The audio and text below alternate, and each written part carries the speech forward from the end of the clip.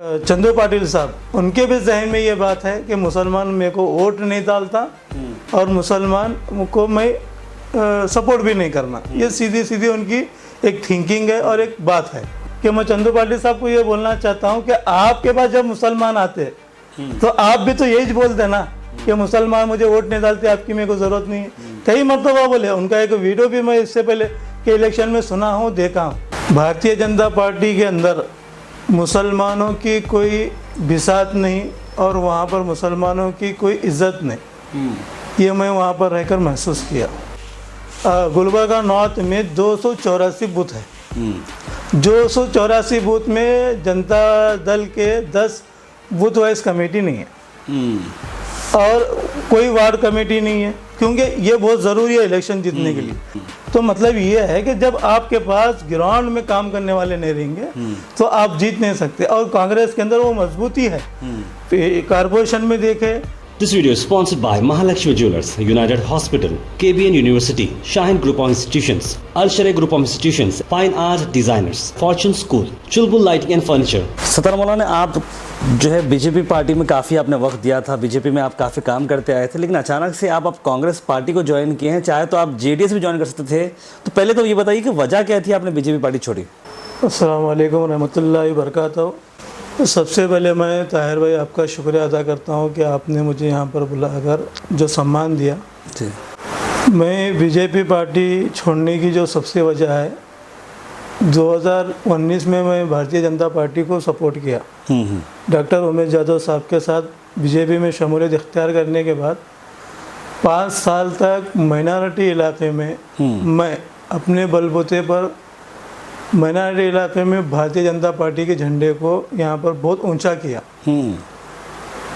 मुस्लिम चौक पर कभी बीजेपी का प्रोग्राम नहीं होता था, कभी कुछ नहीं होता था, हमने वहाँ पर भी काम किया। चाचौटर पर हमारे पोस्टर लगे, बहुत सारे काम किए। लेकिन ये जो 2023 का जो इलेक्शन है, ये इलेक्शन हमारे मुसलमानों के वक़ार और बका का इलेक्शन है। भारतीय जनता पार्टी के अंदर मुसलमानों की कोई बिसात नहीं और वहाँ पर मुसलमानों की कोई इज्जत नहीं, ये मैं वहाँ पर रहकर महसूस किया। वो इसलिए कि हर भारतीय जनता पार्टी का आदमी, हर भारतीय जनता पार्टी का कैंडिडेट, हर भारतीय जनता पार्टी का एमएलए ये सीधे अल्फाज में बोलते हैं कि मुसलमान हमको वोट नहीं डालते और मुसलमान हमको चाहिए नहीं। ये सीधे सीधे उनके अल्फाज है। फिर भी हम आज तक काम करते हैं, इसलिए काम करते हैं कि कहीं ना कहीं उनके जहनों में ये बात आएंगी कि मुसलमान आपको सपोर्ट कर रहे हैं, आप भी मुसलमानों के ताल्लुक से सॉफ्ट कार्नवर करना, हम काम करते आए। लेकिन आज भी जो हमारे गुलबर्गा नॉर्थ के जो कैंडिडेट है चंदू पाटिल साहब, उनके भी जहन में ये बात है कि मुसलमान मेरे को वोट नहीं डालता और मुसलमान को मैं सपोर्ट भी नहीं करना। ये सीधी सीधी उनकी एक थिंकिंग है और एक बात है। इसलिए मैं सोचते सोचते, अब आप बेहतर जानते हैं कि ये 3.5 साल के जो अरसा भारतीय जनता पार्टी हुकूमत करी कर्नाटक के अंदर, जब से बम्बई सरकार हुकूमत में आई है,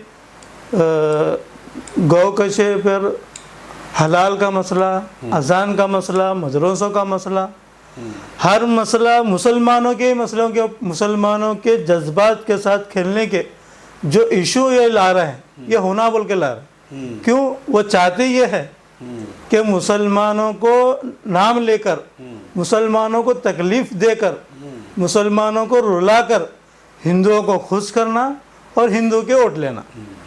ये सीधा सीधा भारतीय जनता पार्टी का एक एजेंडा है।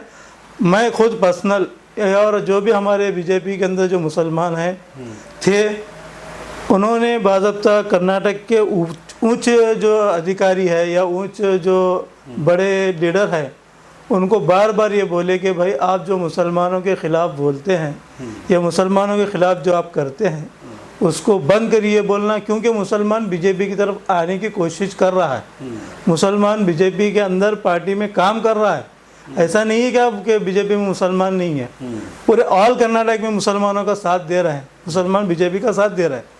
इसके बावजूद भी अगर आप मुसलमानों को ही टारगेट बनेंगे तो मुसलमान कैसा बीजेपी में रहेंगे। जो रही मेरी बात, मैं कोई बड़ा लीडर नहीं हूँ, ना कॉरपोरेटर हूँ और ना कोई जो है बड़ा सियासतदान हूँ, फिर भी आप मुझे यहाँ पर बुलाए, ये मेरी खुशनसीबी है। फिर भी गुलबर्गा के अंदर हमने काम किया है, चाहे वो बीजेपी में हो चाहे कांग्रेस में। इससे पहले भी मैं कांग्रेस में था, उस वक्त भी हमने मुसलमानों के जो भी इश्यूज थे उस पर काम किए हैं। अब जो कर्नाटक के अंदर जो मसला हमारे अंदर आया है, हम मुसलमानों को ये सोचना है कि सामने जो हमारे है वो सरासर हमको ये चैलेंज कर रहा कि हम जो है मुसलमानों के दुश्मन है। जब मैं जिस पार्टी के अंदर हूँ था, उन्होंने खुद बोल रहे बीजेपी वाले कि हम दुश्मन हैं, तो मैं किस तरीके से उनको साथ दूं, इसलिए मैंने बीजेपी छोड़ा। ठीक है, चलिए आपकी सफाई हमने ले ली, बीजेपी पार्टी को आपने छोड़ दिया, ये अब समझ में आ गई बात। आज जनता को भी मैं समझता हूँ बहुत सारे लोग आपको पर्सनली पूछ रहे होंगे, शायद ये वीडियो से सब लोगों को ये मैसेज मिल जाएगा कि आपने भारतीय जनता पार्टी क्यों छोड़ी। अब आपने सवाल ये कहा था कांग्रेस को क्यों आपने, जो नासिर उस्ताद भी वहाँ पे एक लीडर थे या आम आदमी पार्टी आपके साथ मौजूद थी, तो आपने मैडम की क़ियादत को क्यों कबूल की? इसका जवाब ये है ताहिर भाई, मैं जब पार्टी छोड़ रहा था, छोड़ते वक्त जो है मैं बहुत सारे लीडरों को मिला, जेडीएस वालों को भी मिला और कांग्रेस वालों को भी मिला। आम आदमी वालों से नहीं मिल सकता, इसलिए कि उनका कोई यहाँ पर बेस नहीं है। अब हमारे गुलबर्गा नॉर्थ में मुस्लिम जो कैंडिडेट है वो एक तो जेडीएस है, एक कांग्रेस है। लेकिन जहाँ तक मेरा जो नज़रिया है पर्सनल, जेडीएस गुलबर्गा नॉर्थ के अंदर उतनी मजबूत नहीं है। उसकी वजह यह है कि नासिर भाई जो पिछले मरतबा जनता दल से इलेक्शन लड़े, आज मैं उनके सियासत पर या उनके काम पर मैं गौर करता हूँ तो बेशक मुझे मालूम है नासिर उस्ताद बेबाक लीडर है और वो लोगों के लिए काम कर रहे हैं। वैसे तो गुलबर्गा के अंदर बहुत से सोशल वर्कर है जो बिंदास भी काम करते हैं। ऐसा मतलब नहीं है कि भाई आप आवाज़ उठा रहे हैं तो आप लीडर बन जाते हैं, या किसी इशू में अगर आप आकर बैठ रहे हैं तो आप लीडर बन जाते हैं, ऐसा नहीं है। बेशक जो काम होता है सियासत में और इलेक्शन जीतने के लिए, वो ये है कि आपकी जो पार्टी है वो ज़मीन लेवल पर कितना है। मैं सर्च करा जनता दल के लिए, गुलबर्गा के अंदर गुलबर्गा नॉर्थ में 284 बूथ है। 284 बूथ में जनता दल के 10 बूथ वाइज कमेटी नहीं है और कोई वार्ड कमेटी नहीं है, क्योंकि ये बहुत ज़रूरी है इलेक्शन जीतने के लिए। बड़ी से बड़ी रैली तो हमारे इंडिपेंडेंट भी निकालते, बड़ी से बड़े स्टेट प्रोग्राम कोई भी कर लेते। बेशक आपको जीतने के लिए क्या होना, आपके अंदर वो काबिलियत होना। यानी मैं अगर कॉर्पोरेटर अगर ठहरता हूँ किसी इलाके से, तो मुझे अगर 8 बूथ आते हैं तो 8 बूथ के पूरे वर्कर्स होना, पूरे काम करने वाले होना, वोट दिलाने वाले होना, वहाँ पे काम कराने वाले होना, तो मैं एक मजबूत कैंडिडेट बन सकता हूँ। जब जनता दल के अंदर आप मजबूती से, ना आपके पास बूथ वाइज कमेटी पूरी मुकम्मल हो रही है, नहीं है, वार्ड वाइज कमेटी आपके पास नहीं, तो आप मजबूत नहीं है। ये मेरी नज़र है। आप बहुत मजबूत होंगे, लेकिन अगर बेसिकली अगर ग्राउंड पे देखा जाए तो ये मजबूती नहीं कहा जाता। अब रही बात कांग्रेस की, कांग्रेस ग्राउंड लेवल से लेकर बूथ वाइज से लेकर वार्ड वाइज से लेकर मजबूत है और वर्कर और काम करने वाले ज़्यादा है और जीत सकती बोलकर ये उम्मीद है।